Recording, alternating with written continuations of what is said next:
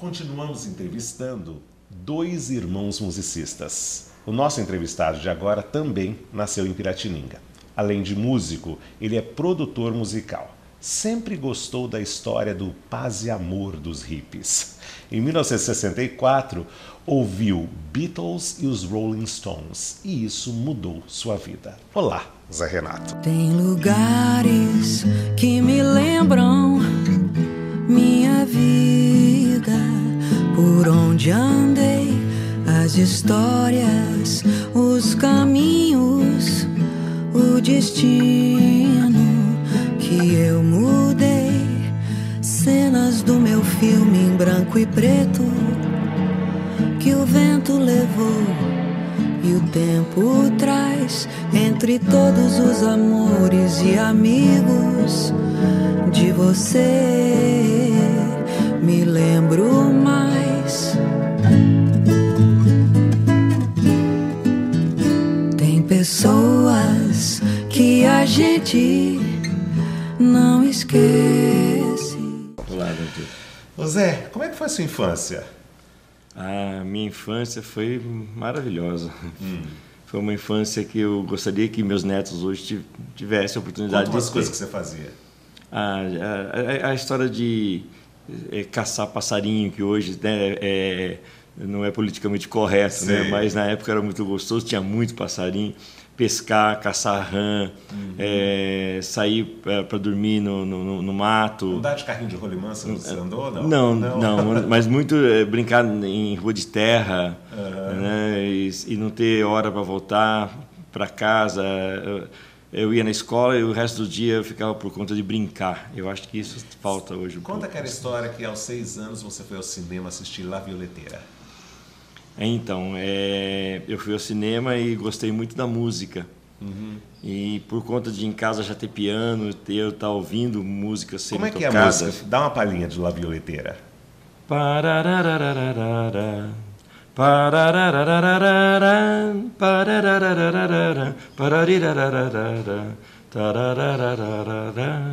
Muito contagiante. Aí você chegou em casa... Aí eu cheguei em casa e fui olhando nas notinhas e fui achando a melodia. E você nunca havia relado no piano? Eu olhava assim o piano meio que distante, né? O piano da Marinette, né? Era o piano da Marinette. Aí eu lembro que essa música eu consegui, a primeira música eu consegui tocar. E sem nenhuma aula, você foi lá e tocou? Não tinha aula, aí que eu comecei a fazer aula. Diz que, inclusive, uma professora de piano foi morar na sua casa. Foi morar, e era engraçado porque eu escutava os alunos dela estudarem piano, depois que eles iam embora eu sentava e tentava tocar o que eles estavam fazendo, né? Com a partitura lá na frente, mas eu não tinha partitura. E por que mesmo que tinha uma professora de piano na sua casa? Porque naquela época as professoras vinham para o interior, as professoras de São Paulo, né, efetivas do estado, e precisavam de um lugar para morar. Em Piratininga não tinha hotel. E a sua casa era grande, Era né? grande. Minha mãe, então, ela hospedava, acolhia. Diz que a sua vida mudou quando você ouviu Beatles e Rolling Stones em 64. O que mudou? Olha, mudou tudo, porque eu ganhei de presente um aparelhinho na época chamado Sonata. Eu conheço. A Sonata. E junto com a Sonata veio de brinde um disco dos Beatles, que o dono da loja pôs de presente, de brinde. Olha. E a hora que eu ouvi aquilo, mudou tudo, porque em casa a gente ouvia, era Ray Conniff, eu ouvia Bert Kaempfer, eu ouvia até João Gilberto, a gente ouvia, né? Mas ouvia Tonico Tinoco. Como é que é isso, até João Gilberto, meu ídolo? Principalmente João Gilberto. Então, hoje eu vim saber a importância de João Gilberto, né? Mais tarde. Sei. Na época eu ouvi os Cariocas, né? E os Beatles, eu vi uma rapaziada nova fazendo uma coisa chacoalhada, gostosa, né, com umas letras gostosas, e aí foi a primeira vez que eu pensei assim, eu quero ser isso, né? Quero ser isso, eu quero ser os Beatles. Eu tenho uma redação de escola dizendo que o menino que queria ser músico, eu tenho guardado até hoje. Diz que outra coisa que mudou também em sua vida foi o Festival de Woodstock, por quê? Aí já foi mais tarde um pouco, né? 68, né? É isso, aí eu já estava rapazinho, já estava tocando em conjuntos de brincadeira dançante, na época tinha o que chamava de brincadeira dançante, né? Hoje não tem mais isso. E nas brincadeiras dançantes a gente tinha uma banda que tocava Beatles, tocava Rolling Stones, tocava The Animals, tocava um monte de coisa gostosa. Aí, quando teve o festival de Woodstock, eu vi que tinha um pessoal fazendo música de um outro jeito, ainda mais avançado do que aquilo que eu fazia. O que é isso, fazer música de um jeito mais avançado? Mais despojado, com letras mais profundas. Você adorava a coragem dos hippies. A coragem dos hippies. Eles eram... Eu achava assim fantástico, o cara largar tudo, né? E viver assim... Você nunca pensou em ser hippie? Eu fui um pouquinho. Você foi um pouquinho? Fui um pouquinho. Eu acho que assim, é meio inocente a coisa, né? Eu nunca fui hippie de sentar em calçada e fazer pulseirinha. Você diz... eu era hippie de comunidade, hippie, né, na verdade. E era muito interessante isso, porque era uma experiência que eu aprendi com o pessoal que fazia medicina na USP, né, em São Paulo, esse jeito de morar.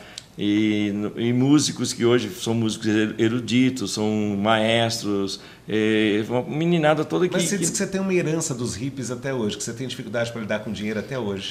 Eu não fico muito ligado nisso, porque eu acho que só paga fica... suas contas direitinho. Pago, não tenho dívidas, mas...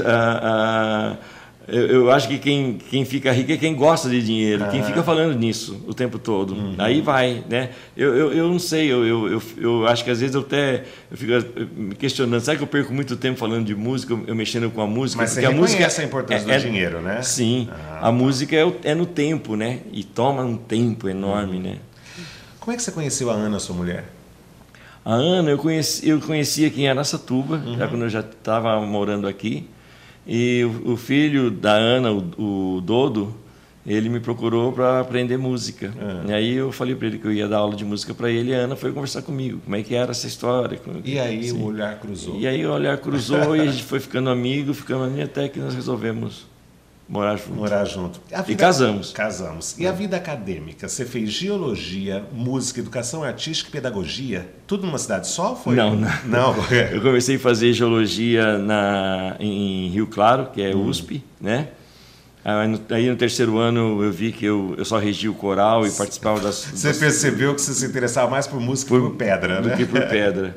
Então eu fui para música mesmo. Eu parei a faculdade, conversei em casa, voltei para Bauru e fiz lá na USC, na época era a Faculdade de Música Pio XII, né? Aí eu fiz o curso de música, licenciatura, com ênfase também em regência de coral, e depois eu fiz educação artística, por questões que quando eu terminei a faculdade de música, a música parou na escola.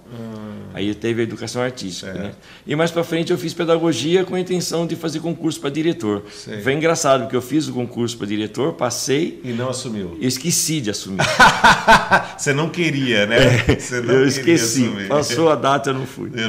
Você é muito esquecido mesmo. Quando é que você começou a dar aula para ganhar dinheiro e a tocar para ganhar dinheiro?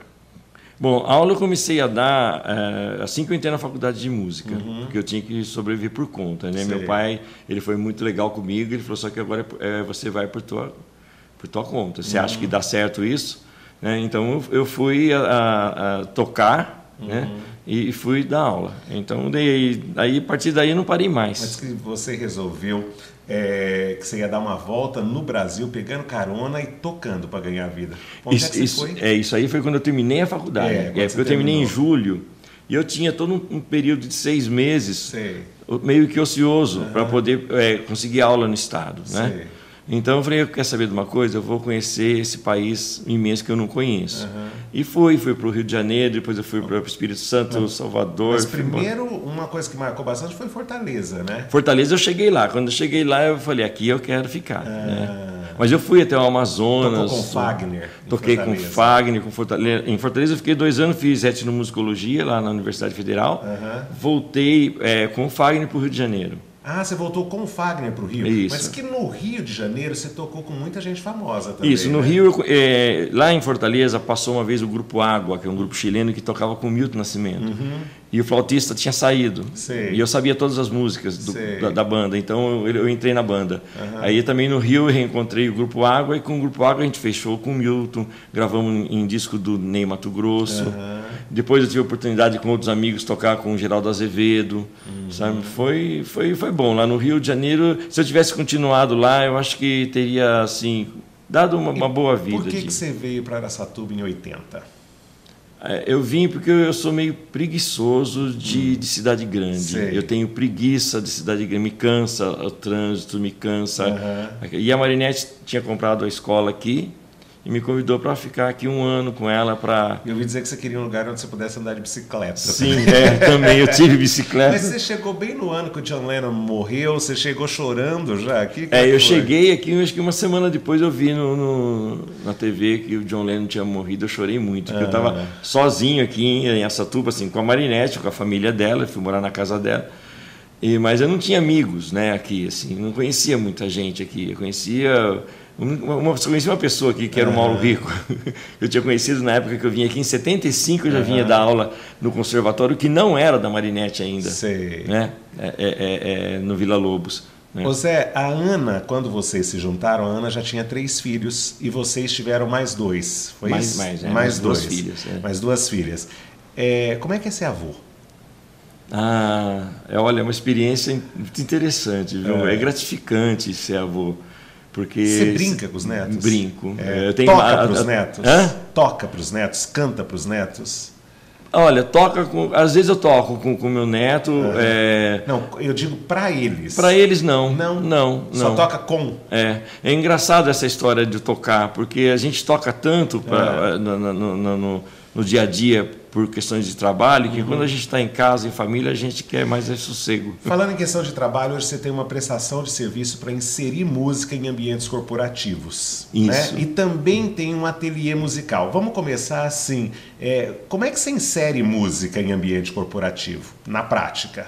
Olha, isso aconteceu de uma maneira interessante. Foi um convite de um consultor, isso há 13 anos atrás, para eu dinamizar um pouco os treinamentos técnicos com música.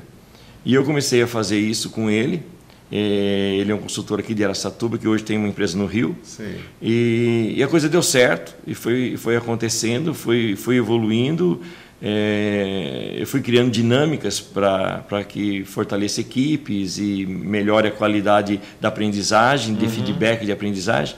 Isso deslanchou a tal ponto que eu fui procurar fazer uma pós-graduação em recursos humanos e psicologia organizacional. E o ateliê musical? O que é um ateliê musical? É minha escola. Eu tenho uma escola enxuta. Eu já tive uma escola grande aqui em Araçatuba, lá na CUSI, e depois eu vi que eu trabalhava muito e ganhava pouco. Aí eu resolvi inverter. Eu falei, eu vou dar minhas aulas e eu quero diversificar o fazer musical. Eu não quero ficar só dando aula, eu quero ampliar, colocar música em vários locais. O que o aluno aprende na sua escola? O que ele quiser. O que ele quiser. O que ele quiser aprender. Do jeito que quiser. Do jeito que quiser. Questão de opinião, volta já.